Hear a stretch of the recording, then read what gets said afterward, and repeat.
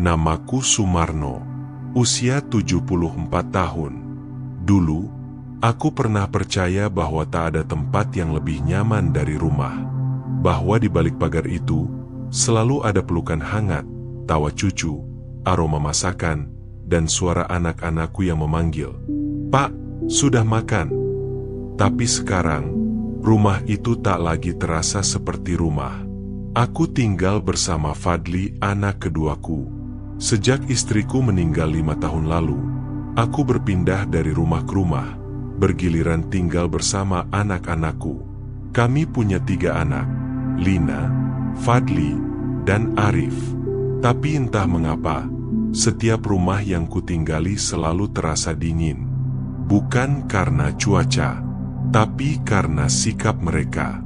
Hari itu, aku duduk di teras, seperti biasanya, menatap langit, memperhatikan burung-burung. Aku suka pagi hari. Di saat semua orang masih sibuk dengan gawai dan obrolan yang tak pernah ku mengerti, aku masih bisa menikmati suara alam. Tapi saat itu, obrolan yang kudengar dari balik jendela justru membuatku tercekat. "Mas, Papa tuh bikin rumah makin ribet. Lihat aja, kita harus masak 2 kali. Papa nggak suka makanan kita. Terus, tiap malam nonton TV keras-keras. Arga jadi susah tidur. Belum lagi listrik naik, AC nyala terus di kamarnya. Dan kamu sadar nggak, sejak Papa tinggal di sini, kita nggak pernah ada waktu buat diri sendiri. Semua harus ngurusin dia. Kamu aja jadi jarang bantu aku." Aku menunduk, seperti menelan batu. Sakit, tapi tak bisa kuungkapkan. Aku tidak marah, hanya diam. Tapi dalam diam itu, rasanya seperti ditusuk perlahan oleh kenyataan. Ternyata aku dianggap beban. Seminggu berikutnya, hal-hal kecil semakin membuatku sadar bahwa aku tak diinginkan di sini. Kadang sendokku tak disediakan di meja. Kadang cucian bajuku terlupa. Kadang aku dengar keluhan lirih dari Dewi, istri Fadli, karena harus membersihkan kamar mandiku. Hingga suatu malam, Dewi mengira aku sudah tidur. Aku mendengar pintu kamarku dibuka. Aku mengintip pelan dari balik selimut. Ia menaruh 2 koper besar di ujung ruangan. Katanya untuk persiapan perpindahanku ke rumah Arif, anak pertamaku. Aku bukan benda. Aku bukan proyek gotong royong yang dipikul bergiliran. Aku ayah mereka. Dulu, aku yang menyuapi mereka. Aku yang membelikan seragam. Aku yang lembur hingga larut agar mereka bisa sekolah tinggi. Tapi sekarang, aku jadi koper yang dilempar dari satu rumah ke rumah lain. Pagi harinya, aku bangun lebih awal dari biasanya. Aku duduk di ujung ranjang, menatap 2 koper itu. Tanpa banyak kata, aku pergi ke terminal. Aku tak bilang pada siapapun. Aku hanya meninggalkan secari kertas di meja. "Terima kasih sudah menampung Bapak selama ini. Maaf jika kehadiran Bapak membuat tidak nyaman. Kalian tidak salah. Mungkin memang waktunya Bapak pergi mencari tempat yang bisa menerima Bapak apa adanya. Jangan khawatir, Bapak baik-baik saja. Salam untuk Arga." Aku naik bus kecil menuju daerah perbukitan, tempat yang dulu hanya kudengar dari cerita teman-temanku sesama lansia. Sebuah panti jompo di lereng desa, bernama Rumah Pelita Senja. Bukan karena ingin pergi, tapi karena tak ada tempat lain yang mau kudatangi.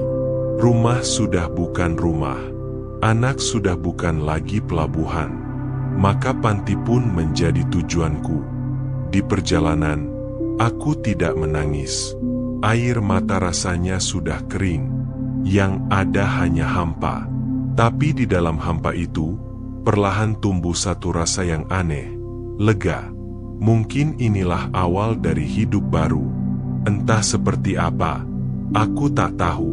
Tapi setidaknya, di sana tak ada suara lirih yang menyebutku sebagai beban. Dan itulah yang kubutuhkan hari itu, Tempat yang tidak membuatku merasa seperti kutukan di rumah anak-anak sendiri.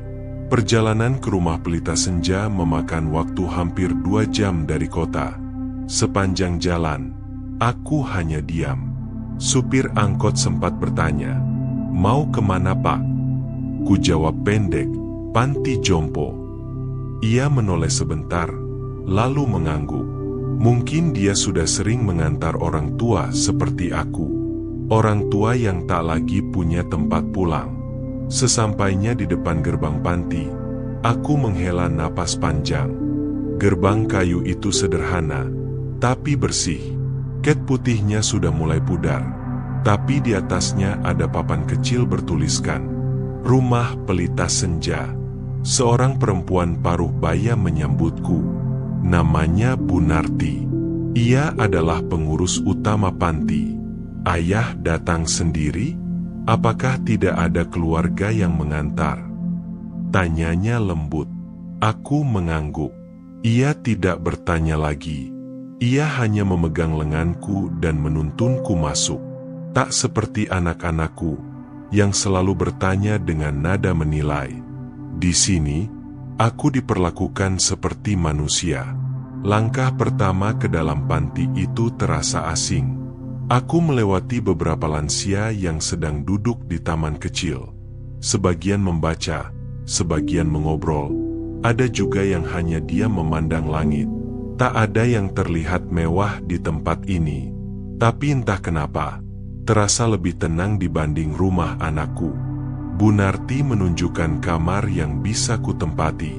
1 kamar untuk 2 orang. Aku berkenalan dengan penghuni satunya.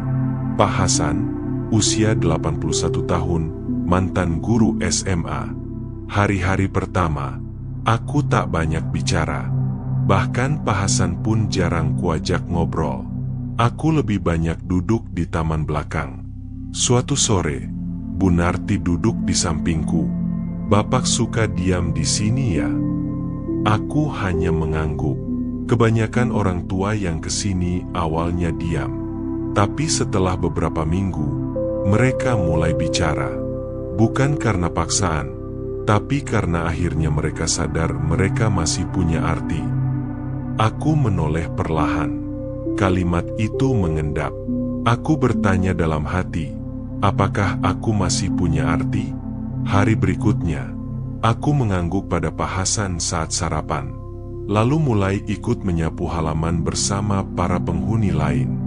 Bukan karena disuruh, tapi karena aku ingin merasa berguna lagi. Setiap malam, aku menulis di buku kecil pemberian Bu Narti. Ia memberikannya saat hari keduaku di sini. Katanya, "Tulis apa saja, curhat pun boleh." Maka aku menulis tentang Sri, tentang Lina, Fadli, Arif, tentang Arga, cucuku yang dulu suka naik ke pangkuanku lalu tiba-tiba malas menyapaku, tentang makanan yang dulu kumasak untuk mereka, tentang foto-foto lama di dompetku yang kusimpan diam-diam. Buku itu menjadi tempatku bicara, ketika suara sudah tak didengar siapapun. Aku tak pernah membayangkan bisa patah hati pada anak sendiri.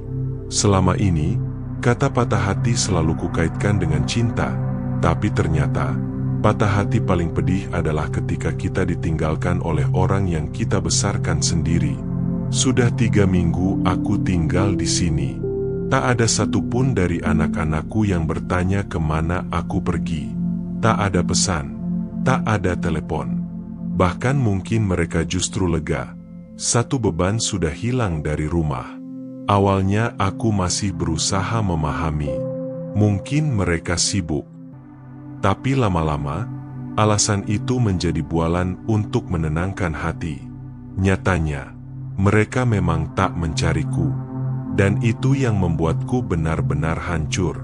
Keesokan harinya, Bu Narti menyodorkan sebuah surat. Aku membukanya pelan. Ternyata bukan dari anak-anakku, tapi dari teman lamaku, Pak Wiryo, teman masa pensiun yang sudah lama tinggal di panti ini sebelum pindah ke panti lain di Jawa Tengah. Dalam suratnya, ia menulis, Marno, kau orang yang baik, kau ayah yang tangguh, tapi kau juga manusia. Tidak semua anak tahu caranya mencintai dengan benar. Mungkin bukan karena mereka jahat, tapi karena mereka tak pernah melihatmu sebagai pribadi, hanya sebagai sosok ayah yang kuat. Saat kau mulai lemah, mereka bingung, dan kebingungan itu berubah jadi jarak. Tapi ingat, Tuhan tak pernah menyia-nyiakan cinta yang tulus. Mungkin bukan lewat mereka, tapi akan datang lewat cara lain. Aku menutup surat itu dengan napas berat. Mungkin benar kata Pak Wiryo, anak-anakku tak tahu cara mencintaiku dalam kelemahanku. Dulu, saat aku kuat dan memberi, mereka ada. Tapi ketika aku mulai lambat berjalan, mulai lupa hari, mulai perlu dipapah, mereka tak tahu harus berbuat apa. Dan aku, dalam diam dan egoku sebagai ayah, tak pernah mengajarkan mereka caranya mencintai ayah yang menua. Hari ini, usiaku genap 75 tahun.